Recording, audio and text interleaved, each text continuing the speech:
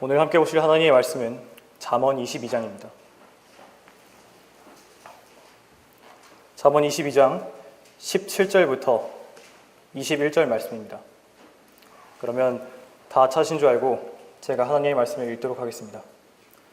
너는 귀를 기울여 현명한 자의 말들을 듣고 내 지식을 내 마음에 두라.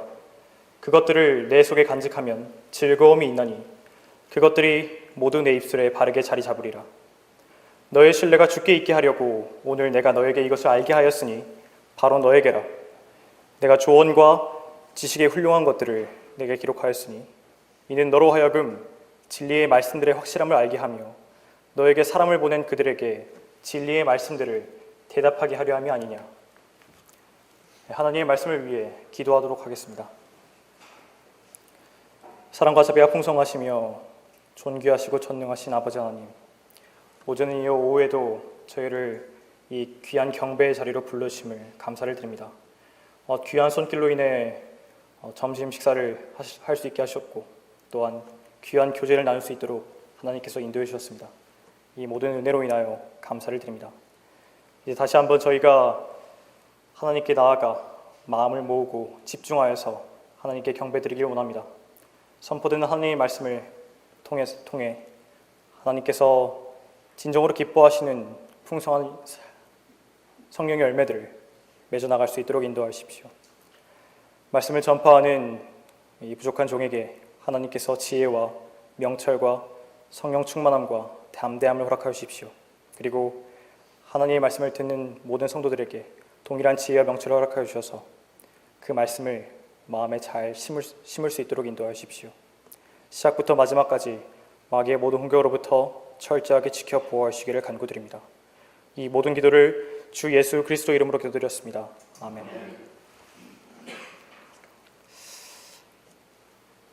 네, 오늘은 이 본문 말씀을 통해서 하나님께서 말씀을 주신 이유라는 제목으로 살펴보도록 하겠습니다. 요즘에는 기술이 발전하고 통신이 발달하여서 스마트 기기가 거의 모든 사람에게 보급되고 있습니다. 이로 인해서 사회에 많은 변화들이 나타나고 있는데요. 그 중에서도 하나를 뽑자면 책을 읽는 비율이 현격히 감소하고 있다는 것입니다. 매년마다 우리나라 국민의 책을 읽는 권수는 감소하고 있다고 합니다. 그리고 전 세계와 비교한 통계에서도 굉장히 저조한 순위를 보이고 있습니다. 유엔의 조사에 따르면 한국인의 독서량은 192개국 중에 166위를 차지한다고 합니다. 그리고 통계청에서 최근 발표한 자료에 따르면 1년에 책을 한 권도 읽지 않고 넘어가는 성인이 50%가 달한다고 합니다. 여러분께 질문을 한 가지 드리겠습니다. 여러분은 1년에 몇 권의 책을 읽으시는 것 같습니까? 국민의 독서량은 곧 그 국가의 국력과 같다라는 유명한 말이 있습니다. 책을 읽는 것이 중요하다는 것은 이미 수많은 사람들이 강조해 와서 이제 하나의 명제가 되어버린 것 같습니다. 이 독서의 중요성에 관해서 말하고 있는 많은 명언들이 있는데요. 그 중에서 몇 개를 뽑자면 독서는 사람이 음식을 먹는 것과 같다라고 말한 헤르만 헤세가 있습니다. 그리고 토마스 에디슨은 이렇게 말했습니다. 책을 읽는다는 것은 많은 경우에 자신의 미래를 만드는 것과 같다. 그리고 여러분이 잘 알고 계시는 빌 게이츠는 이렇게 말했습니다. 오늘의 나를 읽게 한 것은 우리 마을의 도서관이었다. 하버드 졸업장보다 소중한 것은 독서하는 습관이다. 라는 말을 남겼습니다. 이 외에도 독서에 관한 그 명언은 아주 많습니다. 제가 찾아본 것만 해도 150가지가 넘어갑니다. 이처럼 독서의 중요성은 많은 사람들에 의해서 강조되고 있는 것입니다. 그리고 그만큼이나 많은 책들이 이 세상에는 있죠. 이 세상에는 셀 수 없이 많은 책이 있습니다. 이 지구상에서 가장 많은 책을 보관하고 있는 도서관이 바로 미국에 있는 국회의사당 도서관이라고 합니다. 그 도서관에는 약 3,300만 권의 책이 있다고 합니다. 3,300만 권의 책은 그 책의 두께를 이렇게 길이로 다 더하자면 그 두께만 하더라도 1,600km가 넘는다고 합니다. 서울에서 부산까지가 400km인데 그 양이 얼마인지 조금은 짐작할 수 있을 것 같습니다. 이렇게 많은 책들을 사람들은 다 볼 수 없기에 사람들은 유명한 사람들의 책을 골라서 읽으려고 합니다. 노벨상을 받은 사람이 쓴 책, 그리고 사회에서 존경받는 사람이 쓴 책, 수많은 위인들의 자서전, 전기들, 그리고 경제적으로 성공한 사람들이 나는 돈을 이렇게 벌었다라는 노하우를 기록한 책들을 찾아서 읽으려고 노력합니다. 이렇게 모든 책들에는 각자의 목적에 따라 쓰여지게 되어 있습니다. 그러나 이 세상에 있는 수천만 권의 책과 같은 분류에 넣을 수 없는 단 한 권의 책이 있습니다. 이 한 권의 책은 다른 모든 책들과는 달리 살아있는 책입니다. 그리고 다른 모든 책의 저자는 반드시 죽을 수밖에 없는 인간이 지은 책이지만 이 책의 저자는 영원히 살아계신 하나님이십니다. 이 책은 바로 성경입니다. 그리고 이 성경은 바로 현재 우리 앞에 놓여져 있습니다. 질문을 바꿔서 해보겠습니다. 여러분은 이 성경을 얼마나 많이 읽고 계십니까? 하나님께서는 우리에게 다음과 같이 명령하고 계십니다. 성경을 상고하라. 이는 너희가 성경에 영생이 있다고 생각함이니 그 성경은 나에 관하여 증거하고 있음이라. 요한복음 5장 39절 말씀입니다. 또한 이렇게 말씀하고 계십니다. 너희는 주의 책을 찾아 읽으라. 이것들 중에는 하나도 부족한 것이 없고 하나도 자기 짝이 없는 것이 없으리니 이는 바로 나의 입이 명령하였고 바로 그의 영이 그것들을 모으셨음이라. 이사야 34장 16절 말씀입니다. 그리고 오늘 본문 말씀을 통해 다시 한번 하나님의 말씀을 읽으라고 명령하고 계십니다. 너는 귀를 기울여 현명한 자의 말들을 듣고 내 지식을 내 마음에 두라. 하나님께서는 왜 우리에게 하나님의 말씀인 성경을 기록하시는 것입니까? 왜 우리에게 성경을 주셨죠? 그리고 왜 이 성경을 주야로 묵상하라고 명령하고 계시는 것입니까? 오늘 본문 말씀을 통해 하나님께서 성경을 주신 목적에 대해서 알아보겠습니다.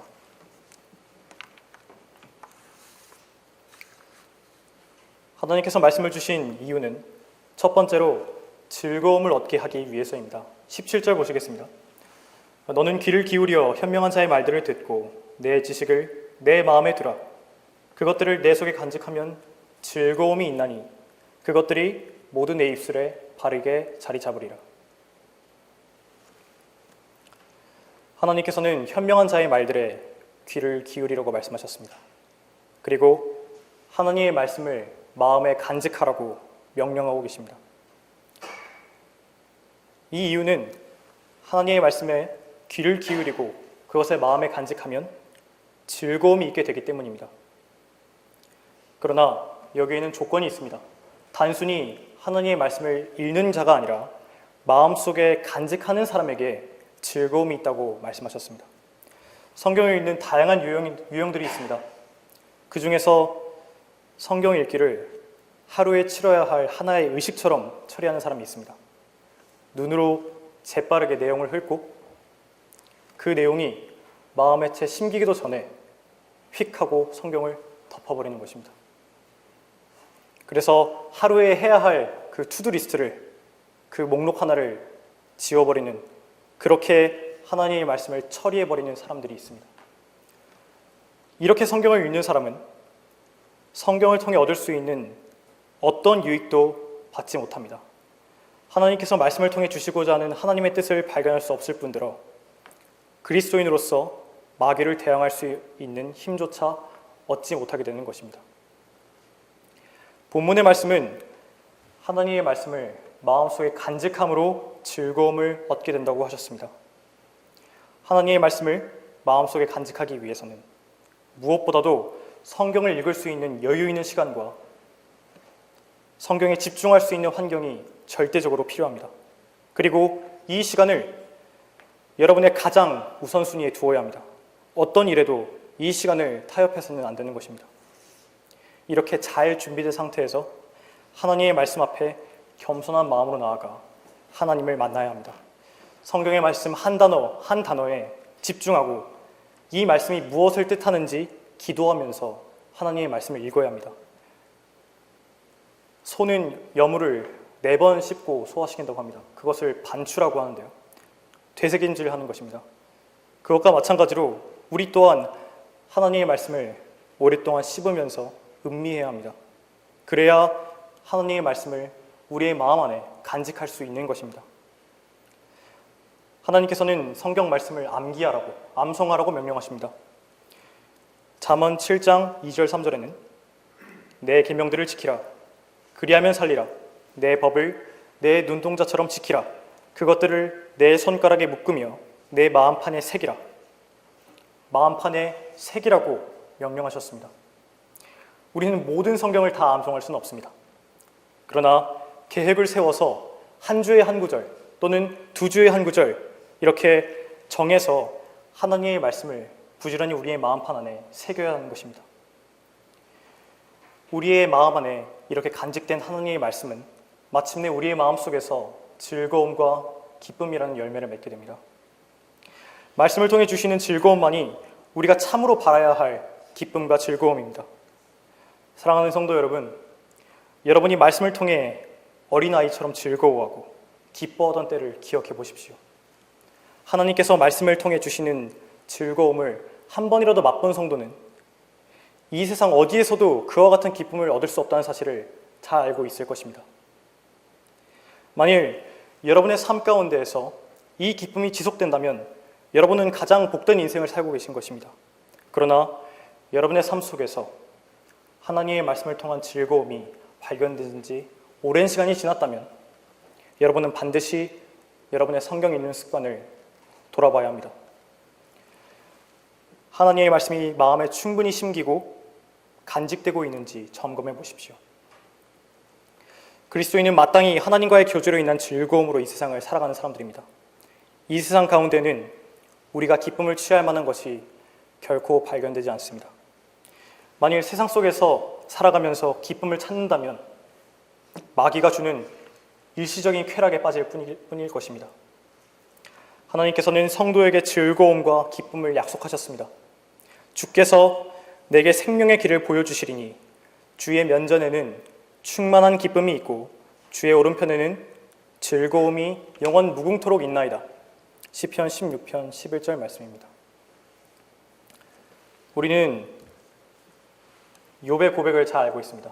욥은 욥기 23장 12절에서 이렇게 고백하고 있습니다.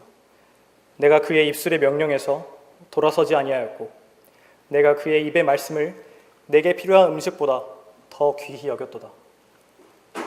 여러분은 어떠십니까? 여러분은 하나님의 말씀을 여러분에게 필요한 양식보다 더 귀히 여기고 계십니까? 우리는 반드시 하나님의 말씀을 통해 우리에게 주시고자 하는 하나님의 즐거움을 받아야 합니다. 그리고 그 원동력으로 살아가는 사람이 바로 우리 그리스도인들인 것입니다.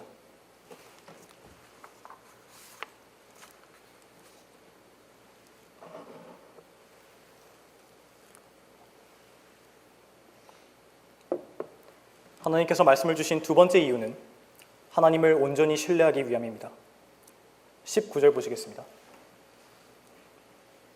너의 신뢰가 주께 있게 하려고 오늘 내가 너에게 이것을 알게 하였으니 바로 너에게라. 하나님께서는 하나님의 자녀가 하나님만을 온전히 신뢰하기를 바라고 계십니다. 그래서 우리의 신뢰가 주께 있게 하려고 말씀을 기록하셨습니다. 하나님의 말씀은 우리가 하나님을 만날 수 있는 길입니다. 이 말씀을 통해 하나님께서는 스스로를 선포하고 계십니다.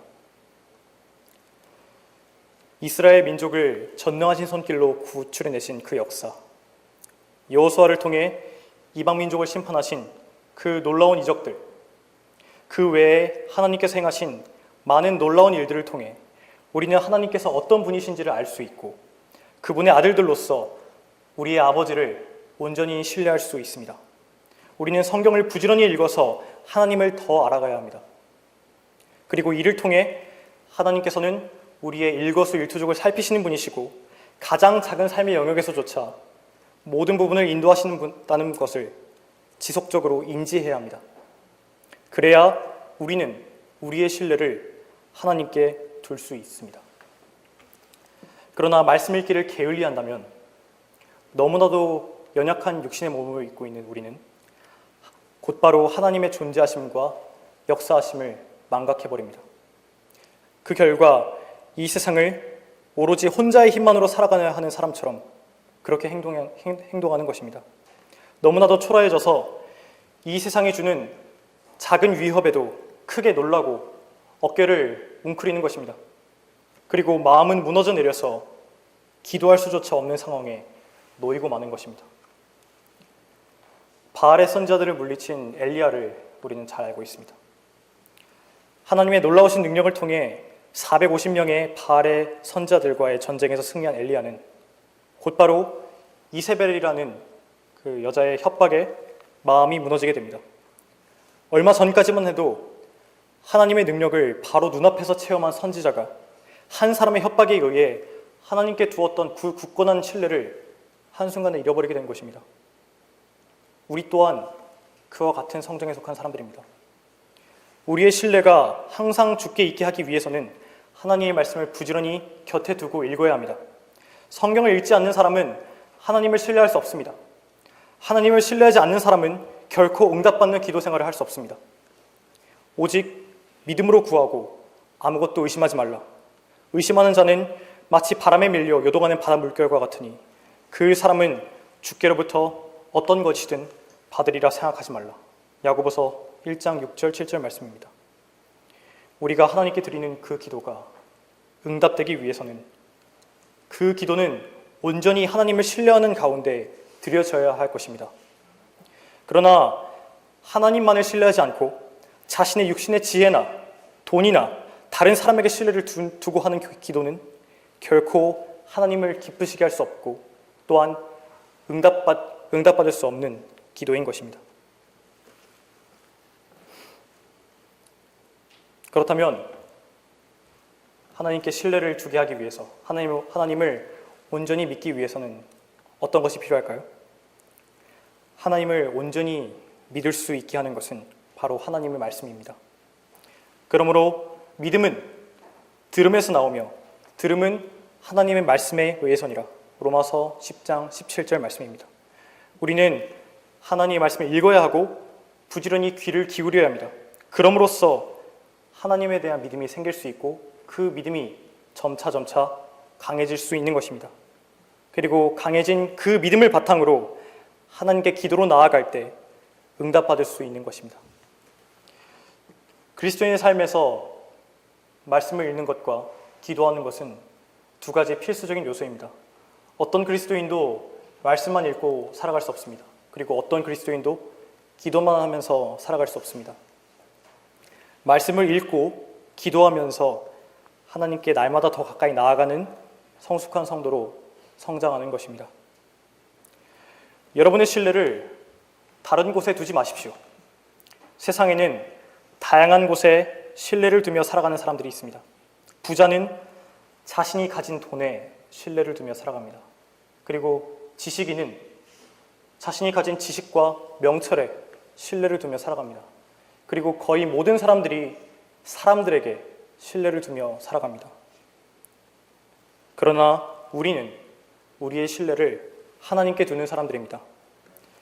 사람에게 신뢰를 두기보다 주를 신뢰하는 것이 나으며 통치자들에게 신뢰를 두기보다 주를 신뢰하는 것이 낫도다. 시편 118편 8절의 다윗의 고백입니다. 내 마음을 다하여 주를 신뢰하고 내 자신의 명철을 의지하지 말라. 모든 길들에서 그를 인정하라. 그리하면 그가 내 길들을 지도하시리라. 잠언 3장 5절 6절 말씀입니다.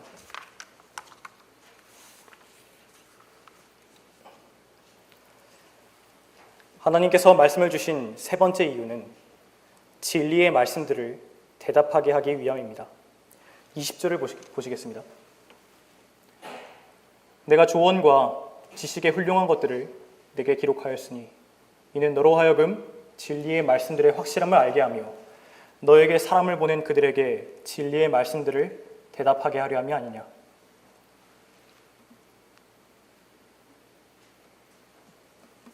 하나님께서는 우리에게 말씀을 주신 이유를 이렇게 말씀하고 계십니다. 내가 내게 말씀을 기록한 이유는 너에게 사람을 보낸 자들에게 진리의 말씀으로 대답하게 하기 위함이다 라고 말씀하고 계시는 것입니다. 이 말씀에 대해 러커먼 목사님께서는 다음과 같이 주석을 기록하셨는데요. 러커먼 목사님의 주석 성경을 보시고 계시는 분들은 그 주석을 눈으로 따라오시기 바랍니다. 제가 읽도록 하겠습니다. 구원받고서 3개월이 채 안 된 내게 17절에서 21절은 매우 독특하게 여겨졌다. 어떤 이유에서인지 그 구절들은 심지어 내가 무엇을 겨냥하고 있는지 알 정도로 충분히 성경을 알지 못했던 때에조차 나를 개인적으로 겨냥하고 있는 듯 했다. 후에 알고 보니 21절은 향후 59년 동안 내 전체 사역을 통제했다. 이와 관련된 것이 공개 성경 포럼인데 나는 그것을 400곳 이상의 교회들에서 개최했다. 이 포럼들에서 나는 무엇에 관해서든지 회중이 던지는 모든 질문에 2-3시간 동안 답변하곤 했다. 그들이 질문하면 5초 내에 성경 구절로 답변을 제시하겠다고 노골적으로 즉석에서 약속하곤 했고 목사들은 사람을 보내어 나를 초대했다. 이 구절이 러커먼 목사님의 60년간의 사역을 이끌어온 그리고 통제해온 관통하는 말씀이었습니다. 우리는 러커먼 목사님처럼 공개 성경 포럼을 열지 않죠. 그러면 이 말씀이 우리에게 해당되지 않는 것입니까? 결코 그렇지 않습니다. 여러분은 반드시 이 하나님의 이 말씀을 스스로에게 적용시켜야 합니다. 하나님 안에서 사역자와 사역자가 아닌 사람이 구분될까요? 결코 그렇지 않습니다. 하나님 안에서는 모든 사람이 사역자인 것입니다. 모든 그리스도인은 구원받은 그 순간부터 종으로 부르심을 받았고 그리스도의 대사로서 부르심을 받은 존재들입니다. 우리 모두는 하나님께로부터 받은 사역이 있습니다. 각자가 받은 은사는 다 다를 수 있겠지만 우리에게 주신 직분은 공통적인 것입니다. 하나님의 직접적인 뜻은 디모데전서 2장 4절에 기록되어 있습니다. 하나님께서는 모든 사람이 구원을 받고 진리의 지식에 이르기를 원하시느니라. 하나님의 이 거룩한 뜻을 우리의 목표로 가져와야 합니다. 이 뜻을 이루기 위해 우리는 헌신해야 하는 것입니다. 하나님께서는 예수 그리스도의 보혈로 우리를 구원해 주셨습니다. 그리고 바른 하나님의 말씀을 우리 손에 주셨습니다. 이런 은혜를 받은 우리가 마땅히 해야 할 일은 우리 주변을 둘러보는 것입니다. 주변을 둘러보면 어떤 사람들이 보입니까? 진리의 말씀이 필요한 잃어버린 혼들이 눈에 들어옵니다. 그들이 가고 있는 길은 반드시 사망과 심판으로 끝날 길입니다. 그것을 우리는 알고 있습니다. 그러나 그들은 그것을 모른 채로 그 길을 걸어가고 있는 것입니다. 그래서 성경을 펴서 알려주어야 합니다. 너는 반드시 죽으리라고, 반드시 죽는다고 그들에게 경고의 말을 펴서 알려주어야 하는 것입니다. 우리 주변에 있는 사람들, 우리가 만나는 모든 사람들은 하나님께서 우리에게 보내신 사람들입니다. 그들이 그들 스스로 절대 해결할 수 없는 삶의 문제들을, 그 삶의 질문들을 우리가 하나님의 진리의 말씀을 통해 대답해 주어야 하는 것입니다. 여러분 각자에게 주어진 사역장이 있습니다. 그 사역을 훌륭하게 수행하기 위해서는 하나님의 말씀을 묵상하고 하나님의 말씀을 공부해야 합니다. 그래야 진리의 말씀들로 대답할 수 있을 것입니다. 바른 복음을 전파하고 바른 교리를 가르쳐야 합니다. 우리 모두가 다른 사람을 구령할 수 있고 진리의 지식에 이르도록 가르칠 수 있는 역량에 다다라야 합니다. 이를 위해서 하나님께서는 우리에게 말씀을 주셨습니다. 하나님의 말씀을 묵상하는 것은 우리로 하여금 진리의 말씀들이 확실함을 알게 합니다. 21절 다시 보시겠습니다. 이는 너로 하여금 진리의 말씀들의 확실함을 알게 하며 너에게 사람을 보낸 그들에게 진리의 말씀들을 대답하게 하려 함이 아니냐. 하나님의 말씀을 묵상하는 것은 우리로 하여금 진리의 말씀들이 확실함을 알게 하는데 구원받지 얼마 지나지 않은 사람은 하나님의 말씀에 의심을 품을 수 있습니다. 그러나 성장하면서 하나님의 말씀을 더 많이 알아가게 되고 마침내 하나님의 말씀만이 진리라는 사실을 확신할 수 있게 됩니다. 이를 통해 성경의 성취된 예언의 내용을 발견할 수 있고 이를 통해 앞으로 이루어질 예언을 확신 가운데 믿을 수 있는 것입니다. 그리고 더 나아가 재림을 확신 가운데 기다리는 그리스도인으로서 발견될 수 있는 것입니다. 여러분은 확신을 가지고 하나님의 말씀을 읽어야 합니다. 그래야 진리의 말씀들로 대답할 수 있는 준비를 하실 수 있을 것입니다.